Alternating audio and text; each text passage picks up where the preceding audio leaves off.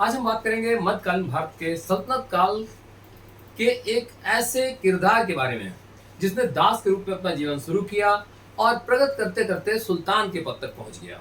अपनी कूटनीति को लेके, अपने साहस को लेकर बहुत ज्यादा तो चर्चा में नहीं रहा वो, लेकिन हाँ, धीरे धीरे वो ऐसा काम करता गया जिसका परिणाम ये हुआ कि वो दास से अमीर शिकार, अमीर शिकार से अमीर आखुर, अमीर आखुर से अमीर हाजिब, अमीर हाजिब से नाइब और नाइब से सुल्तान बन गया। सही समझ रहे हैं आप। हम बात करना चाहते हैं बलबन की। मध्यकालीन भारत में एक व्यक्ति जो कि दिल्ली लाया जाता है ख्वाजा जमालुद्दीन बसरी के द्वारा और दिल्ली में खरीदा जाता है इल्तुतमिश द्वारा। ध्यान दीजिएगा, जितनी भी जगह मैं रेड कर रहा हूं वो सारे के सारे आपके क्वेश्चंस होंगे जो कि एग्जामिनेशंस में आते हैं। तो ख्वाजा जमालुद्दीन बसरी दिल्ली लेके आता है और ग्वालियर विजय के पश्चात इल्तुतमिश खरीदता है। क्वेश्चन आता है कब खरीदा गया, किसने खरीदा। और इल्तुतमिश जिसने कि चालीसा का गठन किया था, कितनी अजीब सी बात है, इस चालीसा का सदस्य बनाया गया बलबन सबसे पहले। इस चालीसा के बारे में अगर बताया जाए तो बहुत ही स्वामी भक्त सरदारों का, तुर्क सरदारों का एक समूह था जिसको कि अपनी सुरक्षा के लिए इल्तुतमिश द्वारा बनाया गया। और उसके बाद इसी चालीसा का दमन करता है, खत्म करता है बलबन, जो कि स्वयं इसका एक सदस्य था। आखिर ऐसी क्या जरूरत आ पड़ी कि इसे इस चालीसा को खत्म करना पड़ा। तो चलिए हम शुरू करते हैं बलबन के बारे में। ख्वाजा जमालुद्दीन बसरी दिल्ली लाता है और इल्तुतमिश से ग्वालियर विजय पश्चात खरीदता है। इल्तुतमिश के चालीसा का सदस्य बनता है और अरजिया के समय अमीर ए शिकार, मतलब इसका मतलब ये होता है कि जब शिकार के लिए सुल्तान जाता है तो उसकी सारी व्यवस्था देखता है, ये होता है अमीर शिकार। बहराम के समय अमीर ए आखुर, मैं पिछले भी वीडियो में बता चुका हूं, अमीर आखुर मतलब घुड़साला का प्रधान, ठीक है ना, या अश्वशाला का प्रधान। अब इसके बाद बनता है ये मसूद शाह के समय अमीर ए हाजिब। अमीर ए हाजिब क्या है? दरबारी शिष्टाचार से संबंधित व्यक्ति होता है, यानी अगर कोई व्यक्ति सुल्तान से मिलना चाहता है तो इसे इसकी परमिशन लेनी होती है। अगर ये परमिट नहीं कर रहा होता है तो व्यक्ति सुल्तान से नहीं मिल पाता है। इसके बाद ये इसी के समय बनता है नाइब, ठीक है। नासिरुद्दीन महमूद है, तो नासिरुद्दीन महमूद समय नाइब बन रहा है। नाइब मतलब क्या है? सुल्तान के जस्ट बाद वाला पद। तो अमीर हाजिब जो है ये मसूद शाह के समय भी रहता है और अमीर हाजिब नासिरुद्दीन महमूद के समय भी रहता है, लेकिन अब ये प्रमोट होकर हो जा रहा है नाइब, यानी सुल्तान के सारे अधिकारों का प्रयोग भी करने लगा है, ठीक है ना। हमने आपसे बताया था पहले ही कि ये जो व्यक्ति है बलबन क्या रहा है? नासिरुद्दीन महमूद के समय, नासिरुद्दीन महमूद के समय जितने भी अधिकार हैं सुल्तान के सारे खुद ही उपभोग कर रहा है। और सत्ता को अगर देखा जाए तो अप्रत्यक्ष रूप से यही चला रहा होता है। और जब नासिरुद्दीन महमूद की मृत्यु हो जाती है उसके बाद धीरे से सत्ता अपने हाथ में ले लेता है। कारण ये बताया जाता है कि नासिरुद्दीन महमूद की कोई भी संतान नहीं थी, कोई पुत्र नहीं था। लेकिन ऐसा नहीं होता, अगर आप देखेंगे सल्तनत काल में भी आगे चल के भी, तो जरूरी नहीं है कि सगा पुत्र ही गद्दी पर बैठे, निकटवर्ती रिश्तेदार भी गद्दी पर बैठता था। लेकिन इसने क्या किया? इस वंश को ही खत्म कर दिया, दरकिनार कर दिया और एक नया वंश शुरू किया, बलबनी वंश। हमने बताया था कि जो प्रमुख राजवंश हैं वो कौन है? पहला है कुतुबी राजवंश है जो कुतुबुद्दीन ऐबक द्वारा चलाया गया। इसके बाद इल्तुतमिश द्वारा शमसी, और तीसरा और अंतिम राजवंश जो गुलाम वंश का वो है बलबनी। बलबन 1266 ईस्वी में अमीरों के सहयोग से गद्दी में बैठा, ठीक है। खास बात, जो इंपॉर्टेंट बात है वो क्या है? इलबारी जात का था और स्वयं को अफरासियाब वंश से बताता था अपने आप को। अफरासियाब एक कपोल हम कह सकते हैं वंश था जो कि बड़ा सर्वश्रेष्ठ माना जाता था। इसका जो जिक्र किया है किसने किया है? फिरदौसी ने। और इनकी वो कृति कौन है जिसमें इस पे उनका जिक्र किया है? वो है शाहनामा। शाहनामा में जिक्र किया जाता है कि एक अफरासियाब वंश है जो कि सर्वश्रेष्ठ है और उसका ये वंशज अपने आप को बताता है। इसने क्या किया? चालीसा के दल को समाप्त किया, लौह और रक्त की नीति अपनाई। अब यहां ध्यान दीजिएगा, हमने बताया आपसे इसने चालीसा के दल को समाप्त किया, लौह और रक्त की नीति अपनाई। क्या मतलब था इसका? चालीसा को तो स्वयं वो सदस्य होता है, चालीसा सुल्तान की सुरक्षा कर रही है, फिर ऐसी क्या आवश्यकता पड़ गई कि इसे चालीसा को समाप्त करना पड़ा। एक और खास बात है, इसने क्या काम किया था? राजत्व के दैवी सिद्धांत का इसने प्रतिपादन किया। राजत्व के दैवी सिद्धांत का प्रतिपादन किया, दैवी सिद्धांत। यहीं से आपको सारी बातें समझ में आ रही होंगी। इसका कहना यह था कि कोई भी व्यक्ति अगर गद्दी पर बैठता है तो ये एक आम व्यक्ति नहीं होता है, उस पर क्या होती है, दैव कृपा होती है, ठीक है ना। यानी ऊपर वाले का आशीर्वाद है, ऊपर वाले का संरक्षण है, जिसकी वजह से ये व्यक्ति गद्दी पर बैठता है, आम आदमी नहीं। और इसी धारणा को इसने और प्रबल बनाना चाहा, और इसीलिए इसने क्या किया, क्योंकि इसे मालूम था कि जो चालीसा का दल है उसमें इसके समकक्षी लोग हैं। कहीं ऐसा ना हो जिस प्रकार से ये गद्दी पर बैठा है, बाकी समकक्षी भी गद्दी पर बैठने की लालसा करने लगे, और परिणाम क्या हो कि ये मारा जाए और चालीसा का कोई और सदस्य गद्दी पर बैठ जाए। इसने इसी को अपने दिमाग में बैठा ला और चालीसा को खत्म कर दिया कि मेरे समकक्षियों को रहेगा ही नहीं, तो मेरी गद्दी सुरक्षित है। और उसी के समय इसने लौ एवं रक्त की नीति अपनाई। इसका मतलब क्या था, जो भी इसके शत्रु थे उनको ये मार देता था, और मारने के बाद उसकी पत्नी और उसके बच्चों को अपना गुलाम बना देता था। यानी पूरी की पूरी व्यवस्था इसने कर दी चालीसा और जो उससे रिलेटेड लोग थे उसको खत्म करने की। इसके बाद इसने क्या किया, सेना में एक बहुत अच्छा काम किया। वो काम क्या था, दीवाने अर्ज की स्थापना इसने की है, ठीक है ना। सो दीवाने अर्ज क्या है, ये सैन्य विभाग है। इंपॉर्टेंट क्वेश्चन है, पूछा जाता है। और जो पहला दीवाने आरिज बनाया गया वो कौन था, इमादुल मुल्क। तो इमादुल मुल्क को इस पद पर नियुक्त किया गया। दीवाने अर्ज क्या था, सैन्य व्यवस्था को देख रहा था। पहली बार किसी सुल्तान ने महसूस किया कि बहुत जरूरी है कि जो वजीर था वो सैन्य व्यवस्था भी देखता था, राजस्व व्यवस्था भी देखता था। तो चूंकि दो काम एक साथ देख रहा होता था, तो जब कभी युद्ध की बात होती थी तो वजीर उसमें उलझ जाता था, और कंडीशन क्या होती थी, राजस्व की वसूली नहीं हो पाती थी। अगर वो राजस्व की ओर पूरा ध्यान देता था तो सैनिकों की देखभाल नहीं कर पाता था। सैन्य प्रशिक्षण के मामले हो या नियुक्ति का मामला हो, हर जगह कुछ तो कुछ गड़बड़ होती थी। तो इसने सेना के महत्व को समझा और इसने क्या किया, एक नया विभाग दीवाने अर्ज स्थापित कर दिया, जिसमें पहली बार बैठाला गया कौन, इमादुल मुल्क। जो भी अयोग्य और वृद्ध सैनिक थे, सेना के संगठन में बड़ा इसने ध्यान दिया। इसका मानना था कि अगर हमारी सेना अच्छा होगी तो हम बहुत कुछ कर लेंगे, हम अपने साम्राज्य की सुरक्षा कर लेंगे और विस्तार कर लेंगे। अगर देखा जाए तो विस्तार तो हमें इसका दिखाई देता है, लेकिन हाँ, साम्राज्य की सुरक्षा जरूर दिखाई देती है। तो उस कंडीशन पे क्या इसने क्या किया, अयोग्य और जो वृद्ध सैनिक थे उनको पेंशन देकर अपने पद से हटा दिया। इसके साथ साथ सैनिकों को नगद वेतन दिया।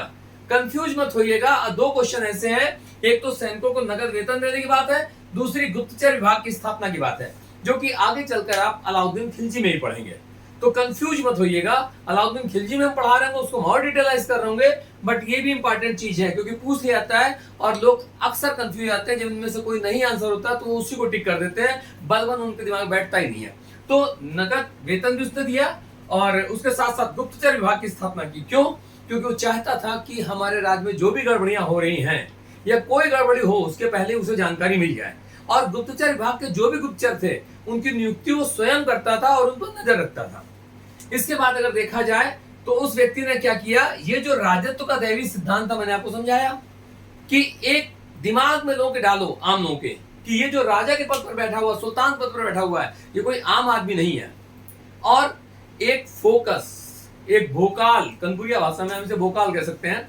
एक्चुअली क्या होता है, जब हम किसी चीज को बहुत भव्यता के साथ प्रदर्शित करते हैं तो उसके लिए नाम दे दिया जाता है। और चूंकि जब कोई चीज बहुत भव्य होती है तो जाहिर सी बात है हमारी हिम्मत नहीं पड़ती है कि हम उस चीज को टच करें या उसके बारे में हम कुछ और सोचें। तो इसने क्या किया कि सब कुछ भव्यता के साथ किया। अब ध्यान दीजिएगा, इसने क्या किया कि फारसी परंपरा के आधार पर सिजदा और पैबोस, सिजदा क्या हो रहा है, जब सुल्तान सामने कोई जाता है तो कमर से आधा झुककर वो 3 बार सलाम करता है, और पैबोस में क्या होता है, व्यक्ति लेटकर सुल्तान के पैर के अंगूठों को चूमता है, जो कि इस्लामिक परंपरा में नहीं है। तो इसने क्या किया, गैर इस्लामिक परंपरा अपनाई, और ये परंपरा कहां की थी, फारस की थी। तो ईरानी फारसी परंपरा पे इसने एक तो ये सिस्टम शुरू किया, दूसरा इसी परंपरा पर इसने क्या किया, नौरोज त्योहार, नौरोज जो कि पारसियों का त्योहार है और नौ वर्ष की शुरुआत का है, तो वैसा उसने मनाना शुरू किया। और उसी हिसाब से इसने क्या किया, पारसी राजाओं की तरह अपने पौत्र और प्रपौत्रों नाम भी कैकुबात, कैखुसरो और क्यूमर्स रखे। तो कुल मिलाकर ये भव्यता दिखाना चाहता था। अब इसने एक ऐसा सिस्टम तैयार किया, एक ऐसा औरा तैयार किया जिसको देखकर आदमी दहशत में आ जाता था। जब ये दरबार में बैठता था तो उस समय इसके चारों जो अंगरक्षक होते थे अब आप ये समझिए कि 6-6 फुट की नंगी तलवार लेके, जो कि चमक रही बहुत बुरी तरह से, उसको लेकर खड़े हुए हैं और नीचे कमर नीचे उन्होंने सिर्फ धोती पहन रखी है और ऊपर का बदन उनका खाली है, नग्न अवस्था में है और उस पर उन्होंने तेल की मालिश कर रखी है, चमक रहा उनका शरीर। अब वही कंडीशन होती है, कोई बड़ा नेता जाता है, हम चाहते हैं उससे मिले, उसको हम छुए, उससे बातचीत करें, लेकिन समस्या क्या होती है, जो उसकी सिक्योरिटी लगी होती है, उनकी घूरती आंखें, उनके पास अत्याधुनिक पिस्टल और उनका स्टाइल देख के आदमी पीछे हट जाता है। तो कुछ इसी प्रकार के इसने भी भव्यता की। ये कहा जाता है कि अगर उसका जुलूस निकलता था तो उसकी तलवारें 5 किलोमीटर दूर तक चमका करती, जो अंगरक्षक लेके चलते थे। तो जाहिर सी बात है, आदमी के मन में एक भय पैदा करता था ये व्यक्ति। और उसके साथ साथ अगर देखा जाए तो पूरे दरबार में ये किसी भी व्यक्ति से बात नहीं करता था, नाई भी था इसका जो इससे बात कर सकता था। दूसरी बात, पूरे दरबार में ना तो स्वयं मुस्कुराता था, ना किसी को मुस्कुराने और हंसने की इजाजत थी। इतनी शक्ति भरा इसने अपने दरबार को बना रखा था। और ये समझिए कि उसका कहना था कि सुल्तान का कोई भी रिश्तेदार नहीं होता है। और ये बात उसने साबित भी कर दी। और किस हद तक साबित की, इसका जो बेटा है मोहम्मद, वो पश्चिमोत्तर सीमा प्रांत पे मंगोलों से लड़ते हुए मारा जाता है। जब ये खबर आती है, सुल्तान उस समय दरबार ले रहा था, लेकिन उसके चेहरे पे कोई शिकन नहीं है, क्योंकि तो कहता ही था कि सुल्तान का कोई भी रिश्तेदार नहीं होता है। ये बात अलग है कि इतिहासकार बताते हैं कि वो अकेले कमरे में जाके फूट फूट कर रोता था और 60 साल की उम्र पर गद्दी पर बैठा था और 80 साल की उम्र में अपने बेटे की मृत्यु का आघात सहन नहीं कर पाया और इसी कारण उसकी मृत्यु हुई। लेकिन दरबार में उसने कभी इस चीज को स्पष्ट नहीं होने दिया कि उसके भीतर भी इस प्रकार की संवेदनाएं हैं, भावनाएं हैं। तो एक अलग कॉन्सेप्ट उसने दरबार में पैदा किया, सिर्फ इसीलिए ताकि आम आदमी सुल्तान के पद के बारे में सोचे भी ना। और 5 टाइम का नमाजी था, शराब छूता नहीं था, कड़े नियंत्रण में अपने पुत्र और पत्रों को पाला हुआ था उसने। अब यहां पर अगर देखा जाए तो इसके समय इसने क्या किया, खलीफा को तो मान्यता दी है, क्योंकि जब बातचीत आती है कि खलीफों का नाम इसने अपने सिक्कों पर लिखवाया है, तो इससे स्पष्ट हो रहा है कि खलीफा को यह मान्यता दे रहा है।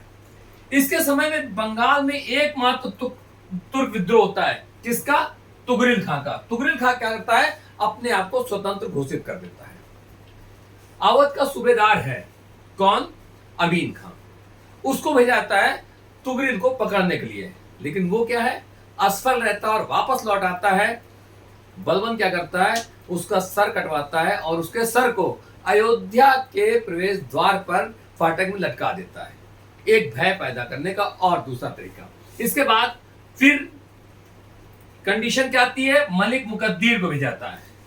मलिक मुकद्दीर जिसने कि तुगरिल को मार दिया होता है, और उसके बाद मलिक मुकद्दीर को तुगरिल को, क्वेश्चन इंपॉर्टेंट है, तुगरिल को उसकी उपाधि किसको दी है बलबन ने, तो ये है मलिक मुकद्दीर, जिसको कि तुगरिल को उसकी उपाधि दी जाती है। और जिस प्रकार से उसने अपने राज का संचालन किया, जिस प्रकार से दरबार बैठता था, तो उसको सबको देखते हुए इतिहासकार के निजामी ने कहा है कि बलबन एक उत्तम अभिनेता था और वो अपने क्रियाकलापों से पूरे दरबार को बांध के रखता था। तो ये तो बलबन की बातचीत थी। अब 1286 में क्या होता है, इसका जो पुत्र मैंने आपसे चर्चा की, मंगोलों से युद्ध करता हुआ पश्चिमोत्तर सीमा प्रांत में मारा जाता है। बलबन ने किलों की एक लाइन तैयार करवा दी थी, किस लिए, मंगोलों के आक्रमण से निपटने के लिए। क्वेश्चन आता है, पश्चिमोत्तर सीमा प्रांत में किलों की लाइन किसने लगवाई थी या किसने किले तैयार करवाए थे, तो वो बलबन था। ये जो मोहम्मद है, इसका पुत्र बड़ा वाला, इसकी कंडीशन क्या हो रही है, इसके ही समय पे इंपॉर्टेंट क्वेश्चन है, अमीर खुसरो, जिसको कि तूतिया हिंद भी कहा जाता है, इसने अपने साहित्यिक जीवन की शुरुआत की थी। मोहम्मद की मृत्यु के बाद मैंने बताया सदमा बर्दाश्त नहीं कर पाता है और 80 साल में मृत्यु हो जाती है बलबन की। मैंने एक छोटे से ग्राफ की बदौलत बताना चाहा कि बलबन का वंश क्या और कहां पर क्या स्थिति आगे डेवलप हो रही है। तो बलबन चूंकि काफी नियंत्रण में इसने अपने पुत्रों और पौत्रों को पाला हुआ था, तो जाहिर सी बात है इसके नियंत्रण से सब आजाद होना चाहते थे। बलबन का एक पुत्र है शहजादा मोहम्मद, जो कि मारा जा चुका है। दूसरा है बुगरा खां, जो कि बंगाल में है। अब कंडीशन क्या रही है, बलबन बुगरा खां बुलाता है कि भाई ऐसा कि अब आपको उत्तराधिकारी बनाना चाहते हैं, लेकिन बुगरा खां बहाना करके भाग लेता है, धीरे से फिर बंगाल पहुंच जाता है। बलबन समझ चुका होता है कि बुगरा खां को कोई इंटरेस्ट नहीं है। बलबन क्या करता है कि शहजादा मोहम्मद के पुत्र कैखुसरो को अपना उत्तराधिकारी नियुक्त कर देता है। लेकिन अब देखिए यहां क्या है, दिल्ली का कोतवाल कौन है, फखरुद्दीन। फखरुद्दीन क्या करता है, अपना दिमाग चलाता है और कैखुसरो को कहता है मुल्तान की सूबेदारी आप ले लीजिए, सुरक्षित भी रहेंगे, बढ़िया भी रहेगा, बड़ा आपका इक्ता है तो बेहतर होगा कि आप वहां पर अपना काम चलाएं, यहां पर हम सब लोग देख रहे हैं। और उस कंडीशन में क्या होता है, धीरे से ये कैखुसरो को वहां भेज देता है, कहा मुल्तान, जिसको कि बलबन अपना उत्तराधिकारी नियुक्त कर चुका होता है कैखुसरो, ये है बलबन का उत्तराधिकारी। जब ये वहां चलाता है उसके बाद क्या होता है, उसके बाद जब मृत्यु हो जाती है बलबन की, तो यही व्यक्ति क्या करता है, कैकूबाद को, जो कि बुगरा खां का पुत्र है, उसको गद्दी पर बैठाता है। कैकूबाद जो कि गद्दी पर बैठने के बाद अगर देखा जाए तो इसका ही दामाद है फखरुद्दीन का। फखरुद्दीन कौन है, दिल्ली का कोतवाल। दिल्ली के कोतवाल का दामाद जो है निजामुद्दीन, वो क्या करता है, कैखुसरो के समय में नायक बनता है और सारी शक्तियां एक तरीके से देखा जाए राज्य को संभालने की, संचालित करने की अपने हाथ में लेता है। अब क्या है कि संचालन उसके द्वारा होता है। ये बात जब पता चलती है बुगरा खां को, तो बुगरा खां उसको समझाने आता है। खैर कैकूबाद समय रहते इस चीज को समझ जाता है और वो क्या करता है कि इस निजामुद्दीन को जहर देकर मरवा देता है। अब क्या है, और लोग जो हैं वो चाहते हैं कि कैकूबाद को रास्ते से हटा दिया जाए। कैकूबाद का इंपॉर्टेंट क्वेश्चन होता है कि कैकूबाद के समय मंगोलों का आक्रमण किसके नेतृत्व में हुआ था, तो तातार खां था जिसके नेतृत्व में मंगोलों का आक्रमण हुआ कैकूबाद के समय। अब क्या है कि अभी देखिए कैकूबाद कड़े नियंत्रण में पड़ा था, रास रंग से दूर रहा है, मदिरा पान करता नहीं, कुछ भी नहीं कर रहा है। तो जैसे उसे छूट मिलती है, दादाजी जैसे उसको छोड़ के जाते हैं, वैसी कंडीशन क्या होती है, अब ये स्वतंत्र हो जाता है। और ये भी चूंकि निजामुद्दीन जो कि इसका नाइब है, वो उसे और बिगाड़ने में तुल जाता है। 17-18 साल का युवक है कैकूबाद, और उसको शराब की लत लगवा देता है। और एक स्थिति आती है कि कुछ समय पश्चात इस कैकूबाद को लकवा मार जाता है। अब शरीर से अक्षम होने के बाद मौका मिल जाता है तुर्क अमीरों को, और वो क्या करते हैं, इसके 3 वर्षीय पुत्र क्यूमर्स को गद्दी पर बैठा देते हैं और इनका संरक्षक बनता है कौन, जलालुद्दीन। जलालुद्दीन कौन है, वही है जो कि कैकूबाद का सेनापति था। तो यहां से जलालुद्दीन खिलजी की एंट्री होती है और कुछ समय पश्चात क्या करता है, जलालुद्दीन क्यूमर्स की हत्या कर देता है और गद्दी को अपने कब्जे में देता है और खिलजी वंश की स्थापना करता है। तो जिस प्रकार से धीरे से बलबन ने अपने पिछले वाले वंशज से गद्दी अपने हाथ में ले ली थी, उसी प्रकार से जलालुद्दीन खिलजी भी अब बलबनी वंश से गद्दी अपने हाथ में लेता है। अगले वीडियो में हम बात करेंगे जलालुद्दीन खिलजी के बारे में।